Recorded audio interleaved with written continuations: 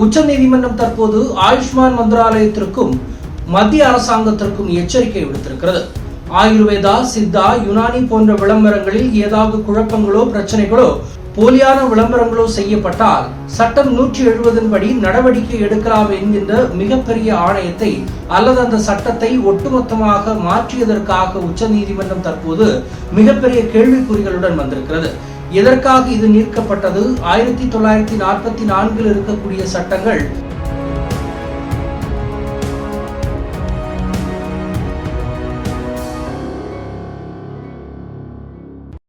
Mister perfect extra gold திருமணமான ஆண்களுக்கு திருப்பு முனையை ஏற்படுத்தும் ஹலாலான இயற்கை வியாகரா.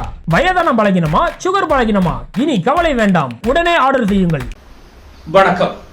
உச்சநீதிமன்றம் தற்போது ஆயுஷ்மான் மந்திராலயத்திற்கும் மத்திய அரசாங்கத்திற்கும் எச்சரிக்கை விடுத்திருக்கிறது. ஆயுர்வேதா, சித்தா, யுனானி போன்ற விளம்பரங்களில் ஏதாவது குழப்பங்களோ பிரச்சனைகளோ போலியான விளம்பரங்களோ செய்யப்பட்டால் சட்டம் 170 படி நடவடிக்கை எடுக்கலாம் என்கின்ற மிகப்பெரிய ஆணையத்தை அல்லது அந்த சட்டத்தை ஒட்டுமொத்தமாக மாற்றியதற்காக உச்சநீதிமன்றம் தற்போது மிகப்பெரிய கேள்விக்குறிகளுடன் வந்திருக்கிறது. எதற்காக இது நீக்கப்பட்டது? 1944 இருக்கக்கூடிய சட்டங்கள், அதாவது ட்ரக்ஸ் அண்ட் காஸ்மெட்டிக் போன்ற விஷயங்களை எதற்காக சட்டம் 170 நீக்கப்பட்டது என்ற கேள்விகளுடன் தற்போது வந்திருக்கிறது. அதாவது மத்திய அரசாங்கம் மற்றும் அதற்கு துணையாக இருக்கக்கூடிய மற்ற ஆயுர்வேதா, சித்தா, அதாவது இந்த பாபா ராம்தேவனுடைய பதஞ்சலி போன்றவைகளுக்காக உதவுவதற்காக தான் தற்போது சட்டம் 170 ஒட்டுமொத்தமாக நீக்கி இருக்கிறது. அதோடு மட்டுமல்லாது விளம்பரங்கள் மூலமாக செய்யக்கூடிய போலியான பிரச்சனைகள், அதில் இருக்கக்கூடிய குழப்பங்கள், மக்களை ஏமாற்றும் விதமான விளம்பரங்கள் வெளியிட்டால் அதில் ஏற்படக்கூடிய பிரச்சனைகளை சட்ட ஒழுங்கு மிகப்பெரிய அளவில் சீரமைத்து அதனை மீண்டும் கொண்டு வருவதற்கான சட்டம் 170 மத்திய அரசாங்கம் தற்போது யாருக்காக நீக்கி இருக்கிறது, அதை உடனடியாக திரும்ப கொண்டு வர வேண்டும் என்கின்ற மிகப்பெரிய எச்சரிக்கையை அளித்திருக்கிறது. விளம்பரங்கள் மூலமாகவோ அல்லது மற்ற மருத்துவத்துறையை மிகப்பெரிய அளவில் கேலியும் கிண்டலும் அடித்து செய்யக்கூடிய ஒரு விளம்பரங்களும் இங்கே எடுபடாது என்கின்ற விஷயத்தையும் தெள்ள தெளிவாக வைக்கிறது. அதோடு மட்டுமல்லாது ஆயுஷ்மான் மந்திராலயம் எதன் அடிப்படையில் இதனை நீக்கி இருக்கிறது என்ற கேள்விக்குறியும் இருக்கிறது. ஆனால் இவர்கள் சொல்வது போன்று ஒட்டுமொத்தமாக இதனை நீக்கவில்லை என்றும் அது வேறு சட்டங்களுக்குள்ளாக உட்படுத்தப்பட்டு உள்ளே கொண்டு வரப்போகிறோம் என்கின்ற போலியான கதைகளையும் கட்டவிழ்த்துக் கொண்டிருக்கிறார்கள்.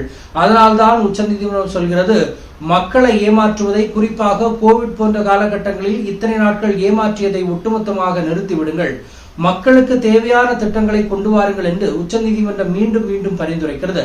நமக்கே தெரியும், எடுத்துக்காட்டாக பதஞ்சலியினுடைய பாபா ராம்தேவ் கோவிட் காலகட்டங்களில் அவருடைய மருந்துகள் கோவிடை ஒட்டுமொத்தமாக பூரணமாக குணமடைய செய்யும் என்றும், அலோபதி மருந்துகள் மிகப்பெரிய அளவில் மோசமானவை என்றும், தன்னுடைய ஆயுர்வேத மருந்துதான் மிகப்பெரிய அளவிலான இம்பாக்டை ஏற்படுத்துகிறது என்றும், கோவிடை முழுவதுமாக குணப்படுத்தலாம் என்கின்ற விஷயத்தையும் பதஞ்சலி பாபா ராம்தேவ் கூறியிருந்தார். அதற்கு உச்சநீதிமன்றம் தடை விதித்து அந்த விளம்பரங்களை திரும்ப பெற வேண்டும் என்று கூறி மீண்டும் மன்னிப்பு கேட்டு மீண்டும் அந்த விளம்பரங்களை வெளியிட்டு உச்சநீதிமன்றம் மீண்டும் வழக்கு தொடர்ந்து எச்சரிக்கை அளித்து மன்னிப்பு கேட்டு கடிதம் எழுதி போன்ற விஷயங்கள் எல்லாம் நடந்ததெல்லாம் நமக்கு நன்றாக தெரியும். இப்படிப்பட்ட விஷயங்களை தடை செய்வதற்கு தான் 170 தடை சட்டம் கொண்டு வரப்பட்டது. ஆனால் அதனை ஒட்டுமொத்தமாக நீக்கி தற்போது மத்திய அரசாங்கம் யாருக்காக வேலை பார்க்கிறது அப்படிங்கிற கேள்வியும் இப்போது இருந்து வருகிறது. பொறுத்திருந்து பார்ப்போம். உச்சநீதிமன்றத்தினுடைய கண்டனத்திற்கு பிறகாவது இவர்கள் சீராக ஒழுங்காக மருத்துவ சட்டங்களை கடைபிடிக்கிறார்களா என்பதை பொறுத்திருந்து பார்ப்போம். மற்றொரு சந்திப்போம். நன்றி, வணக்கம். மை நேம் இஸ் ரெட் சேனலை சப்ஸ்கிரைப் பண்ணிக்கோங்க. அதுக்கப்புறமா பக்கத்துல இருக்கிற ஜாயின் பட்டனை கிளிக் பண்ணீங்கன்னா ஒரு நியூ பேஜ் ஒன்று ஓப்பன் ஆகும். அதுலயும் ஜாயின் பட்டனே கிளிக் பண்ணிக்கோங்க. அதுல பாத்தீங்கன்னா credit R debit card options இருக்கு. இதுல உங்களுக்கு விசா, மாஸ்டர் கார்டு, ரிப்பே அப்படின்னு 3 ஆப்ஷன்ஸ் கொடுத்துருக்காங்க. அதுல நீங்க எந்த கார்டு சூஸ் பண்றீங்களோ அந்த கார்டோட நம்பர் என்டர் பண்ணிக்கோங்க. அப்புறமா கார்டோட வேலிடிட்டி மந்த் அண்ட் இயரை டைப் பண்ணிக்கோங்க. அடுத்தபடியா உங்க கார்டோட பின்னால சிவிசி கோடுன்னு சொல்லிட்டு 3 நம்பர்ஸ் கொடுத்துருப்பாங்க. அந்த நம்பர் இதுல என்டர் பண்ணிக்கோங்க. அப்புறமா அட்ரஸ் அண்ட் இன்ஃபர்மேஷன் என்டர் பண்ணிட்டு பைங்கிற பட்டனை கிளிக் பண்ணிக்கோங்க. ஒருவேளை உங்க கார்டு நம்பர் இன்வாலிட்னு காமிச்சிச்சுன்னா உங்க கார்டுல இன்டர்நேஷனல் யூசேஜை எனேபிள் பண்ணுங்க.